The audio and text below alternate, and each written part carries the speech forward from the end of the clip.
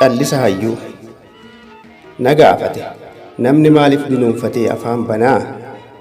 Waan dubbatu osoo hin beekin maalumaaf dubbataa? Raammatu keessa jiraa? Afaantu isaan nyaataa? Nan deebiseef. Namni kana uummate dunuunfatee afaan bane waan dubbatu wallaalee beekaa dubbatus dhabe. Eeyyeen callisa beekatu wallaalaa dubbise. Na gaafate. Wallaalaan dubbatee ofime wallaalu barbaanne dhabne beekaa bakka jiru beekumsa dhala namaa maalin beekna garuu?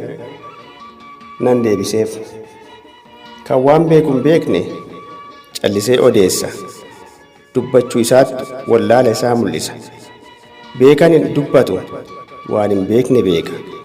Callisa isaatiin waan wallaale dhoksa. Callisee dhageeffatee hanqina beekumsaa guuttata. Eebla 25 2017 Adaamaa.